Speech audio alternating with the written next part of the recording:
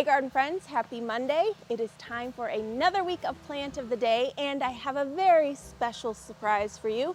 This is a hit every time that we do it, so I've been so excited to announce that it's Hydrangea Week. We are featuring 7 different hydrangeas of all different varieties. They'll be 30% off. You can purchase as many of them as you want on Monday from 10 a.m. until 10 a.m. Tuesday. So you have 24 hours to purchase as many as you like. And then on Tuesday, Wednesday, Thursday, Friday, Saturday, Sunday, we'll feature a different plant each day at the 30% off. So if you find something that you really like, make sure you buy them all on Monday so you only have to worry about it once. We make it super easy for you to shop for all of the varieties we're going to be talking about today. Right below in the description of the video, there's a link to each product page. While you're down there, if you don't mind giving us a like and subscribe, we will love you forever. All right, let's get to the hydrangeas.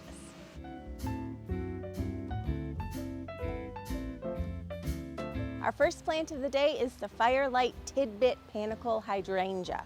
So if you love panicle hydrangeas but you don't have a lot of space, the Tidbit is the perfect solution. It only grows about 2 to 3 feet tall and wide. It's this really cute little round ball of fun. Beautiful blooms that start late season, about midsummer. They start as a beautiful white and then quickly transition to this magnificent raspberry pink.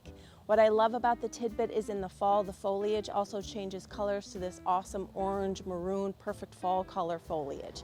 So it's great for multi-season interest. Panicles are so easy to grow. If you're in a warm climate, you'll want to plant it in part sun. If you were in a cooler climate, you can give it full sun. Of all the different hydrangeas that I've grown, panicles are the ones that are like my tried and trues. I don't have to fuss with them. I don't really have to water much after they're established. They kind of do their thing and put on this remarkable show. You don't have to prune them. You can if you want, but obviously these guys stay much smaller, so you don't really have to worry about that. They're great for the front of your borders or in a container. So if you don't really have space in landscape, but you still want to enjoy a hydrangea, the Tidbit is your guy. Firelight Tidbit Hydrangea. Next up, we have a top seller year after year after year. You guys cannot get enough of this one, and I don't blame you one bit. It is the Incrediball Smooth Arborescence Hydrangea. This is what you see from the streets with those basketball-sized blooms. The Incrediball is an amazing hydrangea, easy to grow, nice sturdy stems to support those huge blooms. When I say basketball size, I mean that. It'll take a couple years. Let me be fully transparent. Your first year, you're not gonna have basketball-sized blooms. By the 3rd year, you'll be blown away, right? Takes them some time to establish. But anyways, they start off this amazing pure white and they transition to a beautiful jade green. It's a stunning bloom, great for cut flowers, huge vase. You would need a huge vase. But they grow about 4 to 5 feet tall and wide. They are hardy in zones 3 through 8. If you are in a warm climate, you want to plant it in part sun. The morning sun is best. If you're in a cooler climate, you can plant it in full sun. I would still maybe find a spot that protects it from that really strong afternoon heat. It just makes it easier when it's establishing. I noticed that the first couple of seasons I had to water really well, right? But it's still growing and strengthening its roots and things like that. So if you can protect it a little bit from that afternoon heat and that afternoon harsh sun, that will help it do that without you having to fuss as much. You know me, I like to keep it easy.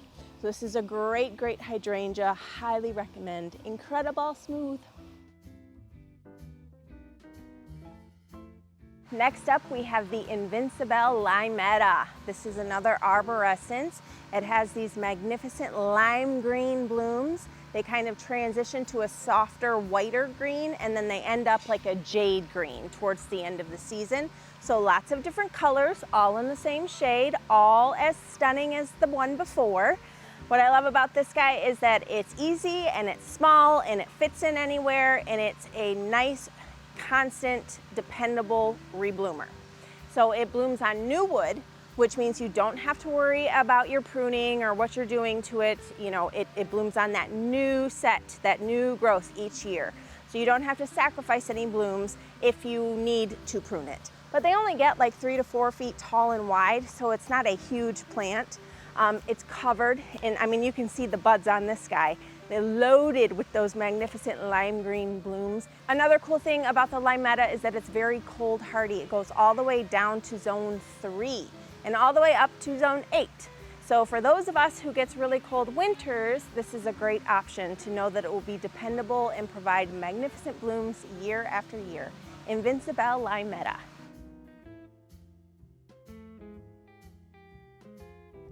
Next up, we have the Let's Dance Lovable. Can you see where she got her name? I love her.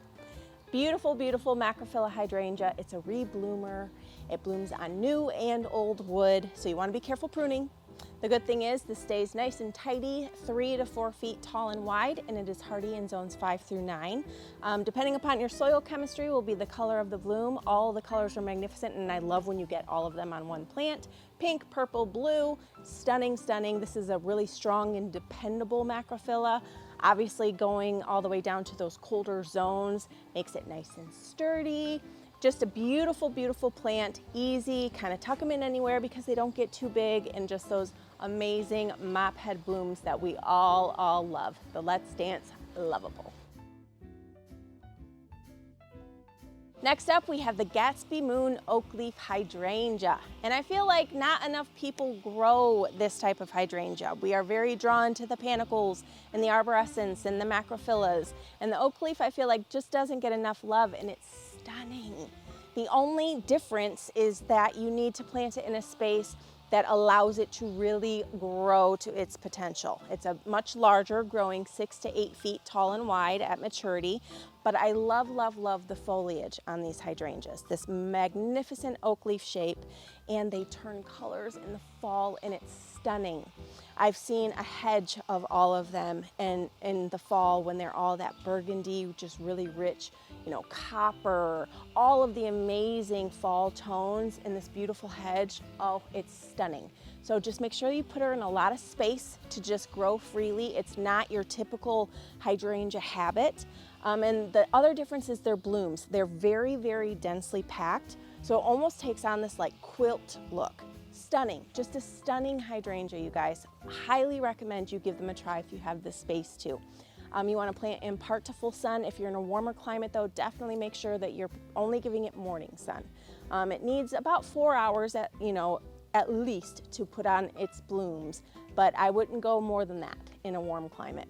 They're easy to grow, they're not difficult. They bloom on old wood, so no pruning, lots of space, but give them a try. Gatsby Moon Hydrangea.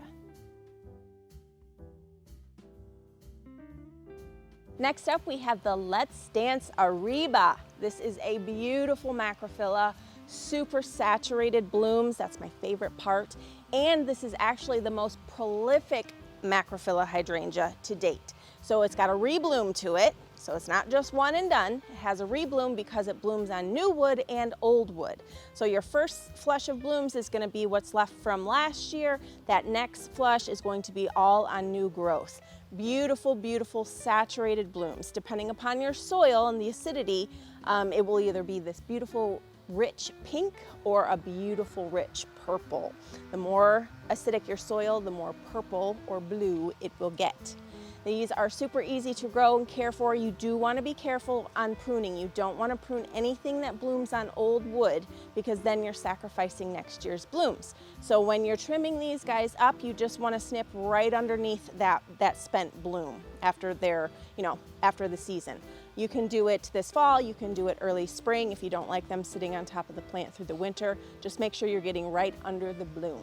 They stay nice and small, only growing about 2 to 3 feet tall and wide. In a warmer climate, it can grow much more than that, up to 4 feet. So, the heat, the sun, etc. So be mindful of that.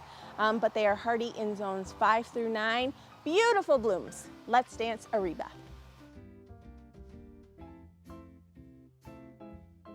Our final plant of the day is the Pufferfish Hydrangea.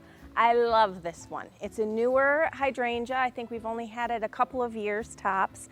It's kind of like a newer Bobo hydrangea, if you know the classic Bobo. The main difference is that this gets a little bit bigger and it has these magnificent puffy, airy blooms that cover the plant.